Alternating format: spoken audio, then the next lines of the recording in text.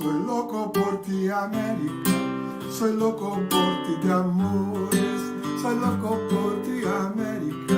Loco por ti de amores. Soy loco por ti, América. Soy loco por ti de amores. Soy loco por ti, América. Loco por ti de amores.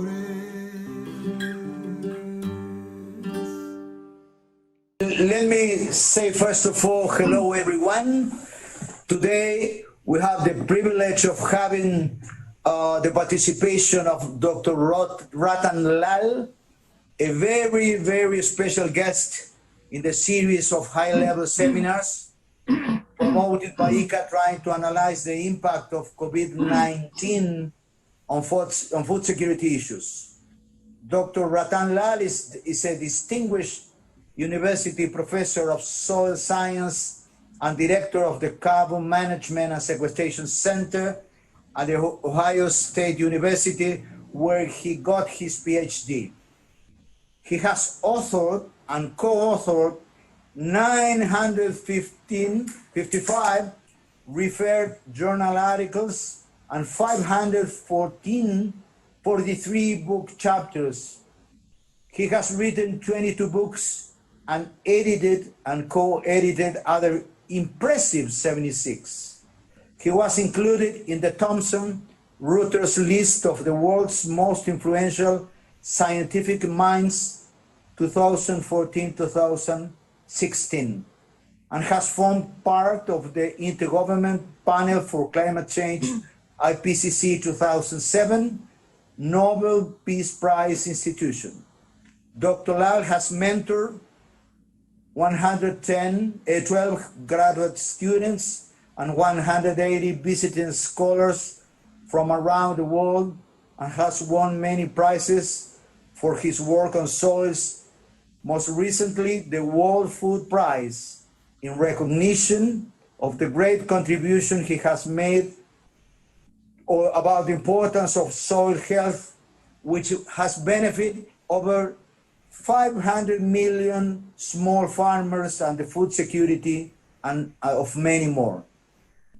His philosophy, the health of soil, plants, animal, people, and the environment, is one indivisible and has literally put soil on the map, helping move the needle on sustainable agriculture practices. I want to pass the word to Dr. Lal, who will speak about the importance of soil management for achieving the Sustainable Development Goals. Dr. Lal, welcome again, and go ahead, please. Thank you. Thank you very much for the very kind introduction, and thank you for inviting me. I especially want to thank you, the Director General of IICA, Manuel Otero. I want to thank Jorge Verdin, the Special Advisor to you, and Federico Villarreal, the Director of Technical Cooperation, and our friend Francisco Melo, who has been corresponding with us. I'm really privileged to talk to you today about soil management and sustainable development. I would also like to inform you that I have been associated with IICA for many years, since I started working at Turrialba in Costa Rica, since early 1990s, when several of my students were studying there. So the topic, as was suggested for today's discussion, is soil management and sustainable development goals. So I thought I will explain the concept of sustainable development goal originated in 1992 with the meeting in Rio of the UN Development Program called Agenda 21. From there, in 2000, we had Millennium Development Goals. And from there, in 2015, we had Sustainable Development Goals. And with the Sustainable Development Goals, the idea is that we will achieve them by 2030, and that 10 years from now. And obviously, there'll be something beyond 2030, which we don't know yet. But it's very important that we are on track for the Sustainable Development Goals. And these were developed, signed on 25th of September 2015, adopted the 2030 Agenda for Sustainable Development by the United Nations, which include a set of 17 goals, such as end poverty, fight inequality and injustice, and tackle climate change by 2030. Very specifically, the Sustainable Development Goal Target 2.4 talks about by 2030, ensure sustainable food production system and implement resilient agricultural practices that increase productivity and production, that help maintain ecosystems, that strengthen capacity for adaptation to climate change, extreme weather, drought, flooding, and other disasters, and that progressively improve land and soil quality. So I think this target is very relevant to what we are discussing today. Similarly, there's a target 15.3, and that states that by 2020, combat desertification, restore degraded land and soil, including land desertification, drought and flood syndrome, and strive to achieve a land degradation neutral world. And this target is implemented by the UN Convention to Combat Desertification based in Bonn, and I'm a member of their science policy interface. There are several colleagues from Brazil also which are members. So soil health is a very important concept in this, and I defined myself soil health in an article in 2016. There are many other definitions also, but I'm sharing you my own definition, which is soil's capacity as a dynamic and biologically active entity within natural and managed landscapes to sustain multiple ecosystem services, including net primary productivity, food and nutritional security, biodiversity, water purification and renewability, carbon sequestration, air quality and atmospheric capacity, and elemental cycling for human well-being and nature conservancy. Nature conservancy is important. Most of the other definitions focus on human. I consider human part of nature. So nature is very important in this definition. So soil organic matter is a very important component of soil health because it affects the quality, quantity, and dynamics of the organic matter through management, and that influences soil quality. Soil quality refers to the fitness of soil for use, and it refers to its capacity to perform functions such as agriculture, forestry, wetland, biodiversity, and those can be summarized into different functions of soil functionality. Therefore, the soil quality determines based on what soil functions we are addressing. On the other side, soil organic carbon also affects soil health, which is the capacity of the soil as a living system, which I just explained. And you introduced me with the concept that the health of soil, plants, animal, people, and environment is one and indivisible. Therefore, soil health is very intimately interconnected with human health and human well-being. So this relationship tells us that the Sustainable Development Goals and soil organic matter and soil health are interrelated and very much connected. Soil health and human health are affected through nutrition, the quality of the food produced. So soil health also affects the nutritional quality of the food. For example, children especially are vulnerable to deficiency in zinc if the food does not contain enough quantity of the zinc. Iron deficiency causes anemia in mothers, young babies, and children. A very serious global issue. Again, depends on the quality of the food. There are 17 micronutrients essential to human health, and they must be provided to the plant roots through the soil. And these include many of those listed here: iron, zinc, copper, molybdenum, iodine, fluorine, boron, selenium, molybdenum, nickel, chromium, silicon, arsenic, lithium, strontium, molybdenum, and cobalt. These are very important to human health, and they come from soil. The 7 macronutrients: sodium, potassium, calcium, magnesium, sulfur, phosphorus, chlorine, nitrogen, these also are essential in terms of the macronutrients, and they all come from healthy soil. Therefore, the soil must be managed in a healthy status through proper management practices. And that is the basis of the health of soil, plants, animals, people, and ecosystems being one and indivisible. Soil carbon also has very strong impact on Sustainable Development Goals.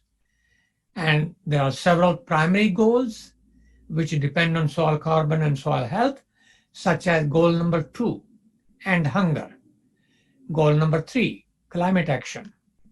Goal number 15, life on land. We talked about land degradation neutrality a moment ago. There are some secondary goals which are also dependent upon soil health, such as number 1, end poverty. Obviously, farmers, their income is very important, and many small landholders are in that poverty line. Number 3, good health. We already talked about that. Number 6, clean water and sanitation. And of course, number 7, renewable energy, because soil health is also important to producing biomass for renewable energy. In another way, the ending poverty, goal number 1, obviously is strongly dependent upon enhancing soil's agronomic productivity. And hunger, goal number 2, promoting nutrition-sensitive agriculture. It's not just a matter of producing large amount of food, but that food must be nutritionally enriched. Therefore, our slogan should be nutrition-sensitive agriculture. Number 6, sustainable management of water, improving green water supply, plant available water capacity of the root zone, increasing water use efficiency to minimize drought is an important concept. Goal number 8, sustainable economic growth, obviously adopting sustainable intensification of soil and agriculture is important to goal number 8. Goal number 11, climate change. I think that's goal number 13. Sequester carbon in soil and reduce emissions. And then the goal number 15, combat desertification. Again, it depends on restoring health of degraded and desertified soils. So most of these sustainable development goals, this is a typo here, we'll correct it, should be number 13. Now I come specifically to Latin America, how soil health and sustainable development goals relate to situation in Latin America and the Caribbean. The population of Latin America at the moment, about 510 million, of which 81% lives in urban centers. By 2030, population will be 600 million, and 85% of it will live in urban center. By 2050, the population will be almost 700 million, and 90% will be urbanized.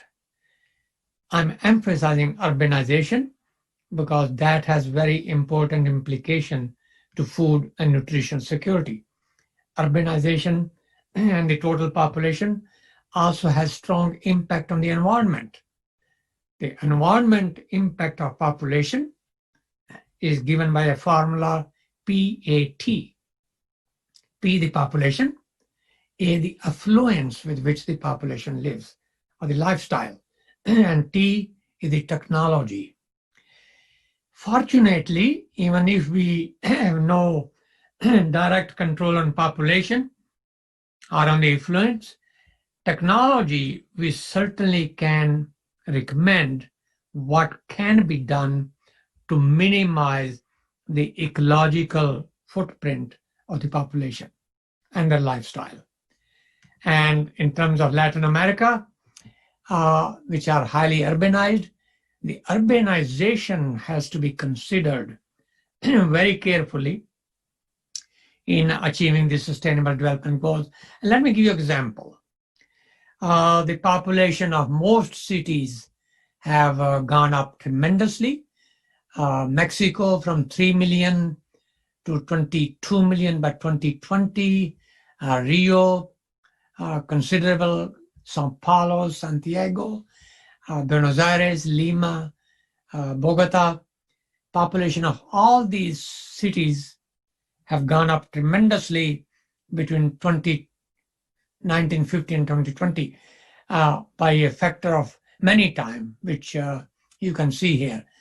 Therefore, because Latin America is the most urbanized continent of the world, we must have plans to produce 15 to 20% of the food consumed in any city within the city limits by recycling nutrients in water and solid material, obviously through treatment, by promoting gardening and urban agriculture.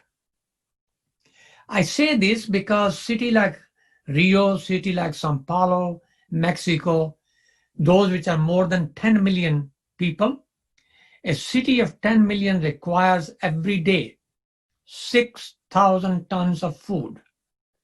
And the COVID-19 having disrupted the food supply chain tremendously, we create a risk of poor population subject to hunger and malnutrition. Therefore, the goal should be to strengthen the local food supply chain. The goal should be to create a resilience in the local food production system. Therefore, urban agriculture is very critical, especially in mega cities of Latin America.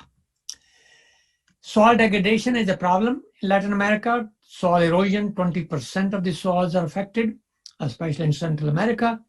Desertification affects 17% of Colombia, 28% of Ecuador, 62% of Chile, and Brazil's northeast area quite considerably. Salinization, especially in the Pampas and other parts of Argentina and Peru and other drier part, is a very serious problem. Soil degradation estimates in Latin America, water erosion 170 million hectares.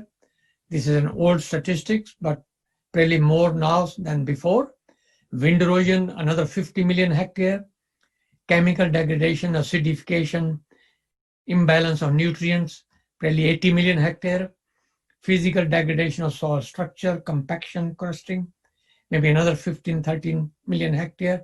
So with mechanization, such as in the Cerrado region of Brazil, such as in many other large-scale mechanized farm, physical degradation is a very serious issue in addition to the chemical and nutrient degradation.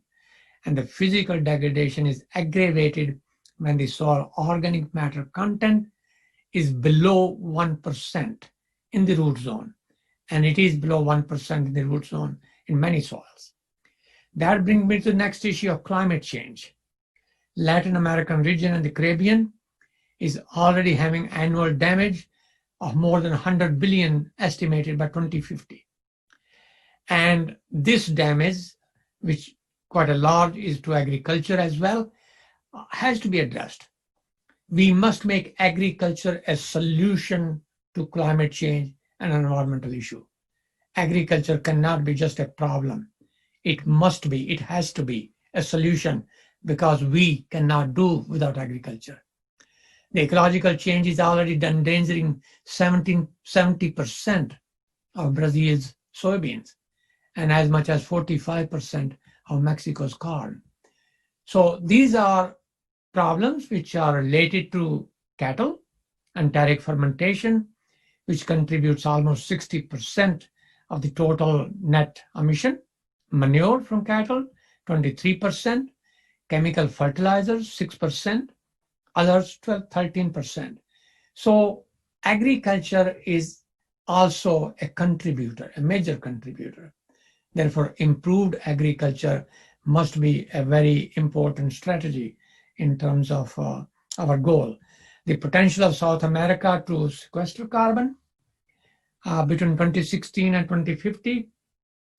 It was a paper that I wrote with several of my colleagues from Brazil. Total sink capacity between now and 2050 is 8.5 billion tons in the soil alone. Forest, another is a separate in addition to that. So there's a large capacity. Annual carbon offset can be about 0.1 gigaton per year, 0.08 gigaton or 0.1, and later perhaps as much as 0.25. So sequestering carbon in soil and vegetation and reducing emissions from agricultural practices that are discussed before could really make a concept of zero net emission agriculture. Zero net emission agriculture in the future, not now, in the future. We must be thinking about it. We must be planning for it. Another important part of organic matter is the crop yield. The idea is to produce more yield from less input of chemicals. We must reduce that. If we increase soil organic carbon by 100 kilogram per hectare in the root zone, we can increase the production of corn by 100 to 300 kilogram, soybean by 20 to 50, wheat by 20 to 70, rice by 10 to 50, sorghum by 80 to 140, millet by 30 to 70, beans by 30 to 60. We can reduce input of chemicals, including fertilizer and pesticides, and use of energy if we improve soil health by restoring soil organic matter content. And at the same time, we increase production. And the concept of 4 per thousand in French 4 per mille, which was adopted in 2015 in Paris, and the PLACA concept, which I'll discuss in a few minutes, are very important initiatives. Therefore, because organic matter is so important, we should be thinking about no-till farming with crop residue mulch, growing cover crops in an off-season, and we don't talk about NPK. We always talk about CNPK. We add carbon into the soil, as you see in these pictures, crop residue as well as cover crops. So carbon comes before chemical fertilizers. And the way we want to do that is we develop plant varieties which are improved, which have a very large root system. Contrary to the short-statured variety of the 60 and 70, where the objective was to produce more grains, we definitely want to emphasize, because now we are faced with serious climate problem, better root system, which will enhance soil organic matter content. And root must have association with rhizobium, mycorrhiza, and other components which increase soil health. We must think about no-till and mulch farming, cover cropping that I showed in a picture before. We must integrate crops with trees and livestock. So we have a complex system. We adopt practices which create disease suppressive soil through better soil biodiversity. And we create an integrated nutrient management system so that the leakage of nutrients and water into the environment is less.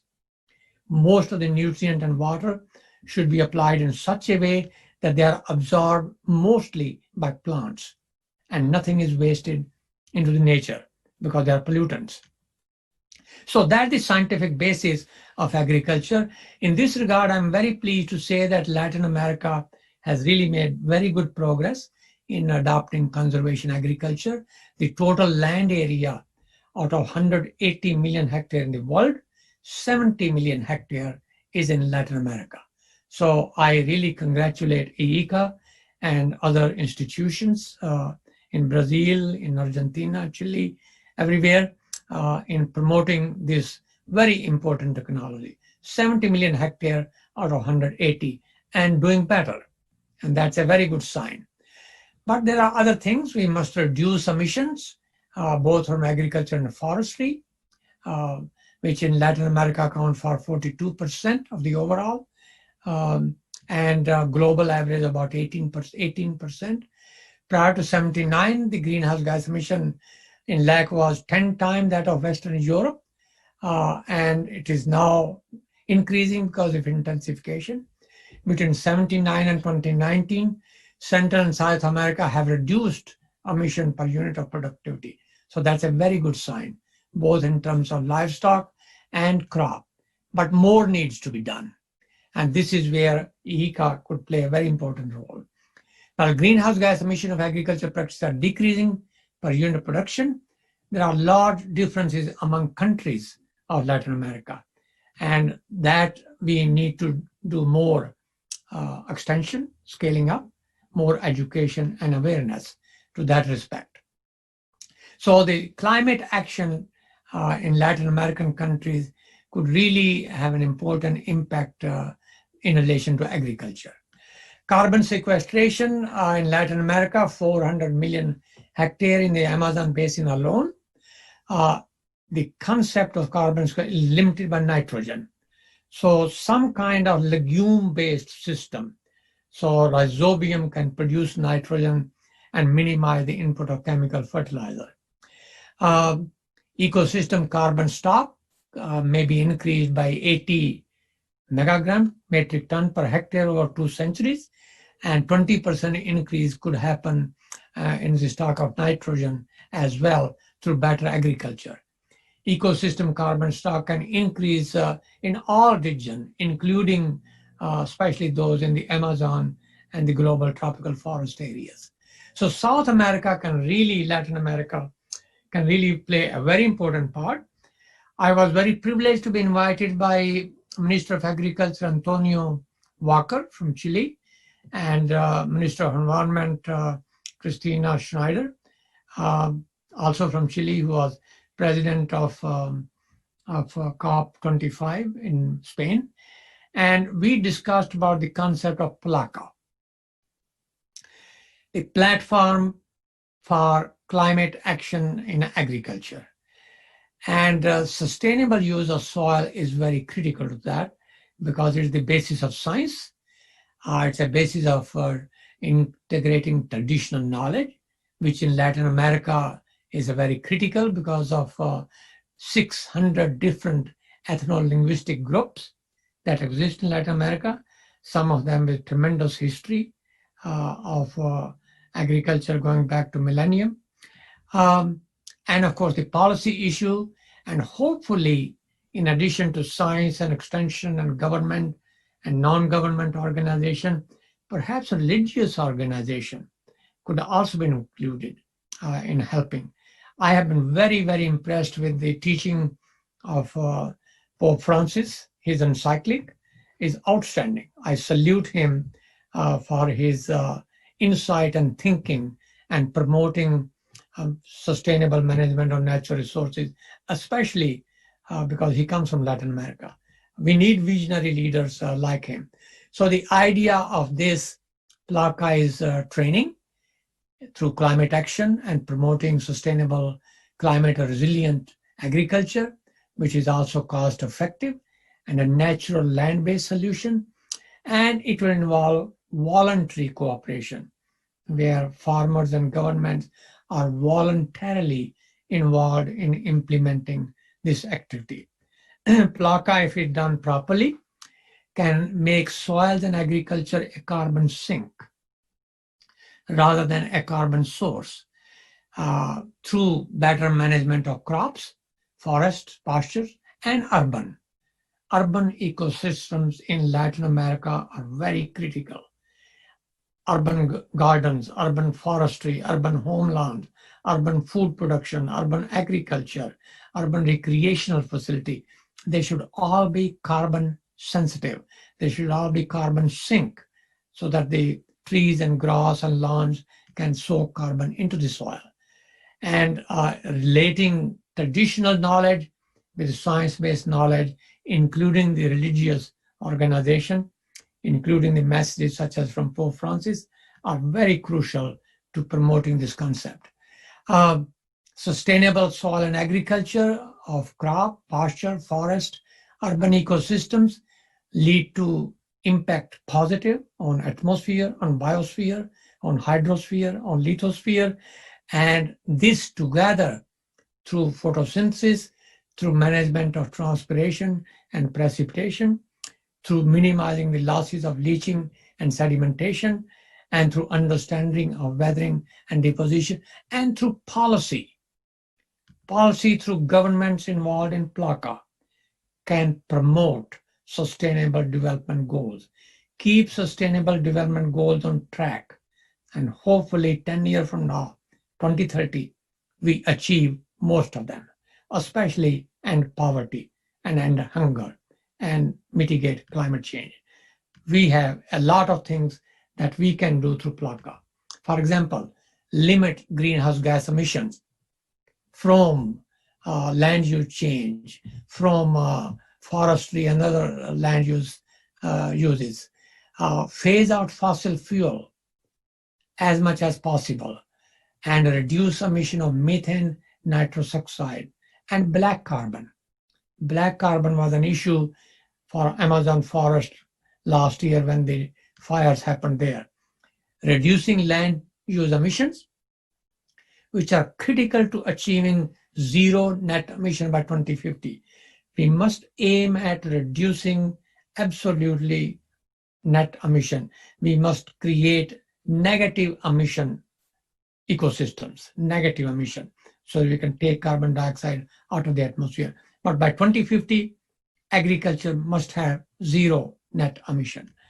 Removing CO2 from the atmosphere, such as sequestering emission in soil, in trees, wetlands, in degraded lands, and including soil restoration as an integral component of the UN Decade of Restoration, which is coming up, and protecting carbon in soils, forests, and wetlands.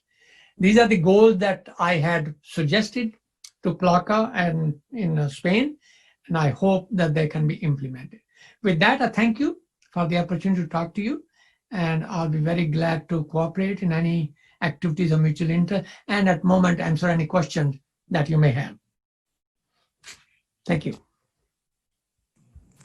Thank you very much, Dr. Lal, for the excellent and very comprehensive presentation. First of all, I was very happy when you mentioned Katia, because Katia is my alma mater, and Katia and IICA has very, very strong ties. I would like to underscore that for the future of mankind, it's important to take into account health of soils.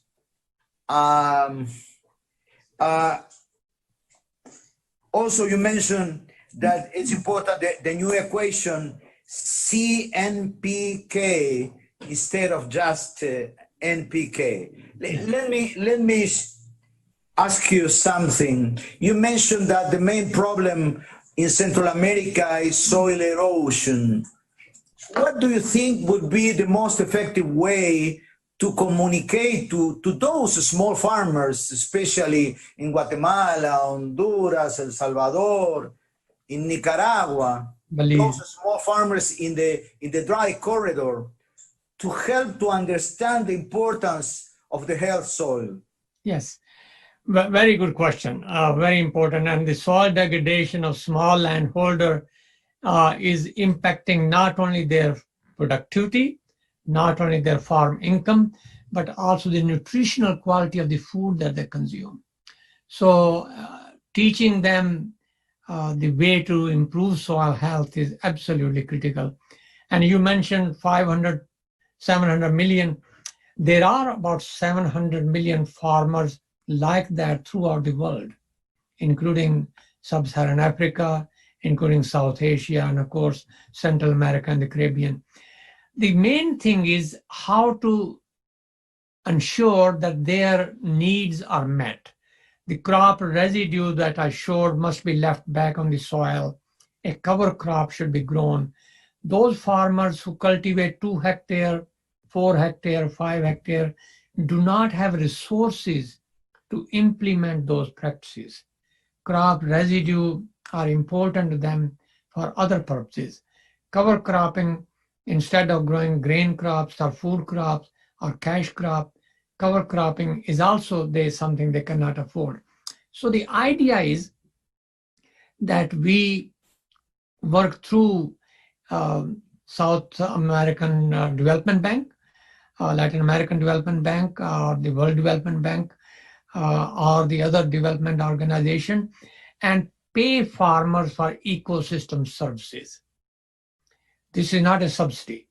This is not a handout. It is, we are demanding farmers which are resource poor to do something for the planet Earth, to improve society, human society on the whole, to mitigate climate change, to improve water quality, to improve renewability, to increase biodiversity, to improve aesthetic value of the land. We must be prepared to pay them for those. And this is what I call ecosystem services. I had a suggestion at Plaka and also to the French government when they were talking about 4 per mille, pay farmers for $40 per hectare per year, 40. That is the cost of the inputs required to produce about half a ton megagram of carbon as humus. And for that, farmers should be rewarded. I think this is the best option we can do. Without that, these poor farmers cannot afford to adopt the practices which I was just outlining.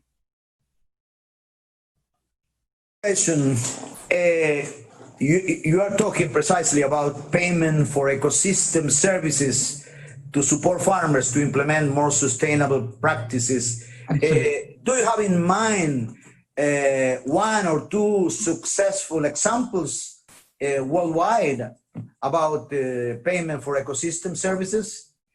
Not really. There was a program in the US called CRP, Conservation Reserve Program, that was started in '87 Farm Bill, and they were paying farmers if the land is bad, like highly erodible land, they call it HEL, more than 7% slope. If you do not cultivate it and it will stop erosion, then we will pay you equal to what you would have earned profit by growing corn or soybean or wheat or whatever. That was a very successful program until the program ended just a few years ago.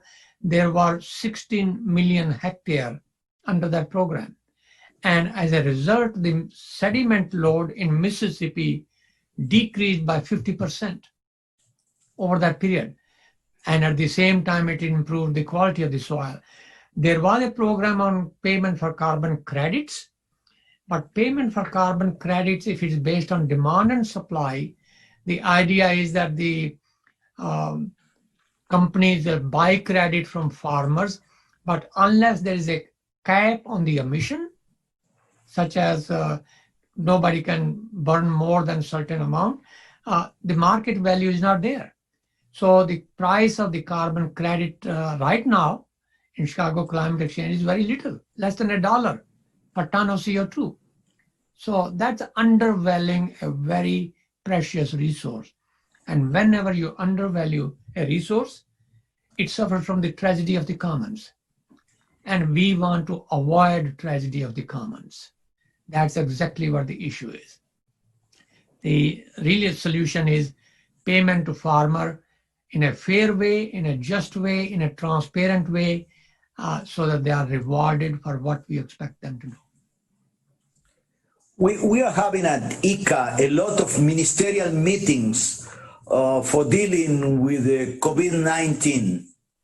In the last probably 80 days, we have had 6 or 8 ministerial meetings. Tomorrow, I will have a ministerial meetings with the Central American ministers.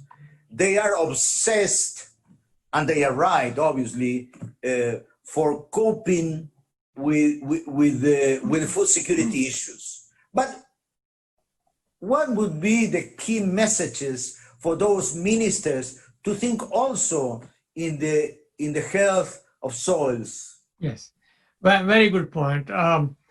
If I were to give one advice, and that is make agriculture nature friendly. Produce more from less by improving efficiency, by increasing, restoring health of the soil. When I say producing more from less, I go back to the recommendation that I sometimes very concerned about. People saying we need 200 million hectare more land by 2050 which will come from deforestation of the Amazon or Congo Basin or Sumatra or elsewhere. I absolutely hope that will not happen. Ministers of Agriculture should suggest right now the productivity in many developing countries, including the Central America and the Caribbean, can be tripled, quadrupled by better agriculture.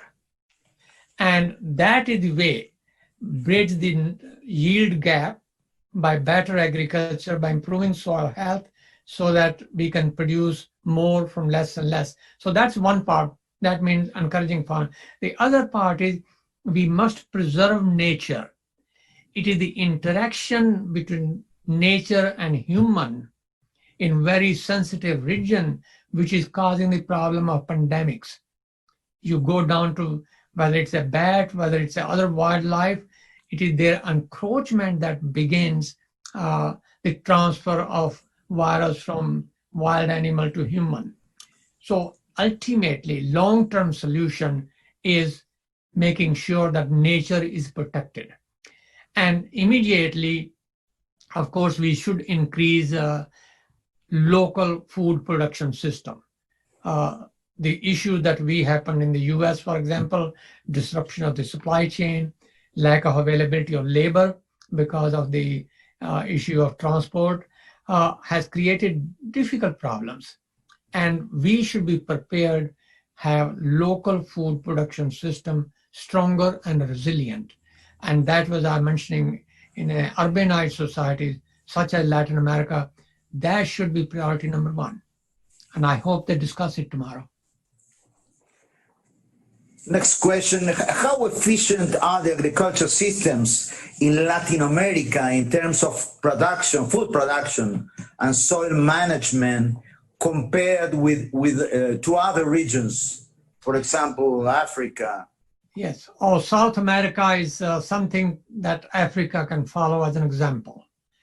The agriculture, I mentioned 70 million hectare already under conservation agriculture. Obviously, we need more, but conservation agriculture is being done very well in Latin America, especially Brazil, Argentina, Pampa region, in Chile, in Uruguay. More needs to be done, better needs to be done. But there could be a tri-way relationship between Latin American countries doing better agriculture. Obviously, the Central America and the Caribbean is not at the same level, but many of the South American countries are, and the countries in Africa and Asia. A tri-way cooperation so that they can learn from one another. Or maybe tri-way, if you look at IICA, where you involve 3 countries, perhaps US, Belize, or US and Honduras, and Brazil working together. So this cooperation is very important, where the lesson of very good agriculture from South America can go elsewhere. I think sub-Saharan Africa couldn't use the Cerrado miracle. The other part is the plantation agriculture, like in Costa Rica, agroforestry. That's a very good example of agroforestry that can be adopted elsewhere. From that point of view, I really compliment the decision maker, the farmer, the agriculture in Latin American countries is doing very well. I am from Argentina and I have lived in Uruguay and in Brazil, and I'm very happy to hear that we in the Southern Cone are doing things rather well. Having said that, we receive once in a while some criticism, especially from Europe, regarding monoculture.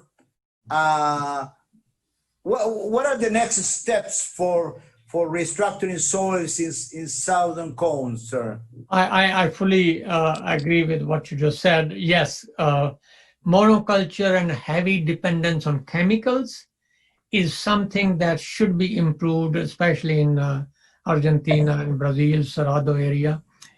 That is the next step, producing more from less. The efficiency of fertilizers and chemicals under monoculture of nitrogen, for example, maybe 30%, at the most 40%, at the most. So 60% of the chemical nitrogen applied is going into environment, either as nitrous oxide or as nitrate in water. Pesticide and herbicide, the same thing. So the focus of Latin America next to go one level higher is how to improve the efficiency. So you minimize the input rates and you save land also, so that I think we must protect forest. We must protect pampas in the native state. We must protect cerrados in the natural, and llanos in the natural state. We must protect them. And protection means increasing productivity and efficiency from the existing land. And that's the direction I would encourage to go. How can we incorporate long-term climate processes and anthropogenic impacts into integrated models for soil management that are more pragmatic and holistic in addressing climate change and food nutrition challenges?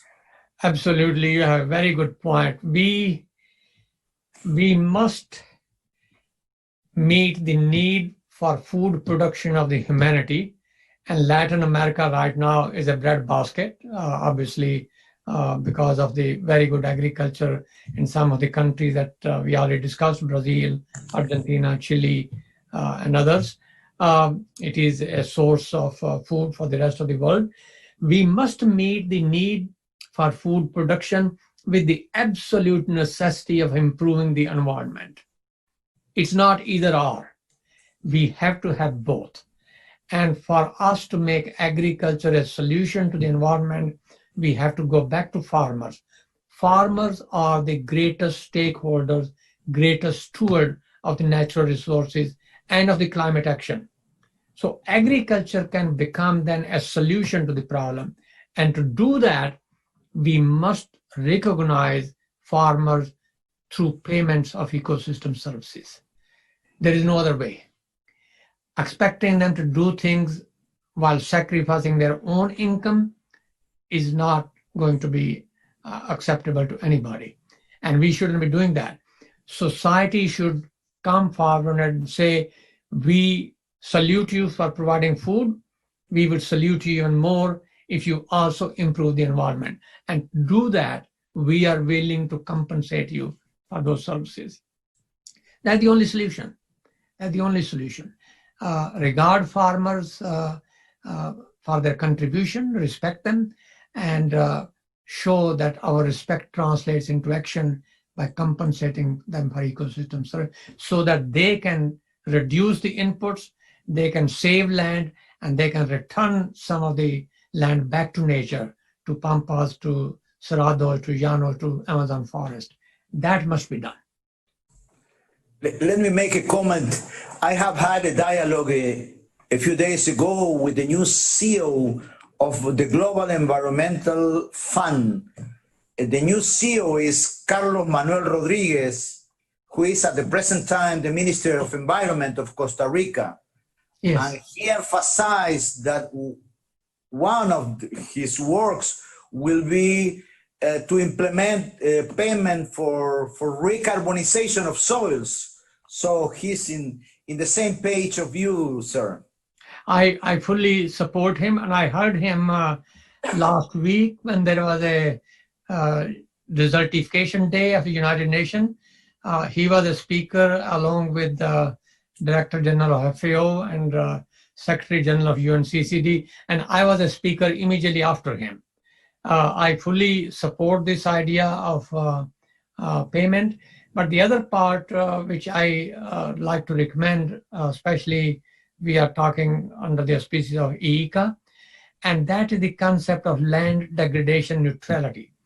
Just like making agriculture climate neutral, emission neutral by 2050 or before, we should also be thinking about land degradation neutrality, which means if land is degraded, both soil, water, vegetation, biodiversity, at some place within a country, there must be an effort to restore an equivalent amount of land elsewhere within the same political unit of management, whether that is at a county or district level, a state or provincial level, or at a national level.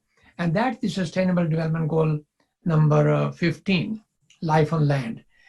So that implementation should be part of our discussions at the ministerial level. I was very impressed by his thoughts, and I met also the Deputy Minister of Costa Rica, I forgot her name. She was present at the PLACA meeting in Spain, and she carried the same message herself when she was present there from Costa Rica. Do you see any special role for IICA for implementing, for moving ahead with the PLACA approach? Absolutely. I think I'm a little bit disappointed. This is due to COVID-19. I had recommended to both Antonio Walker and Madame Schneider of Chile that we must implement PLACA soon by inviting all the 29 ministers of Latin America and the Caribbean and develop goals every 5 years. All those countries, 29 members, have a special goal: how much reduction of emission from agriculture, how much sequestration of carbon in soil and in trees and in wetlands, how much restoration of degraded and desertified land. And every 5 years, all 29 countries together of Latin America, they produce a map of soil health map of Latin America. I hope that they'll be able to implement it. The only thing I know is that they asked me to record a 2-minute lecture, 3-minute welcoming the meeting of the PLACA. I think it was about 2 weeks ago. But what exactly happened, I do not know. I think we have been a little bit delayed, but it should not be forgotten. We must implement it. PLACA can become a role model for Africa. It can become a role model for South Asia and for other developing countries.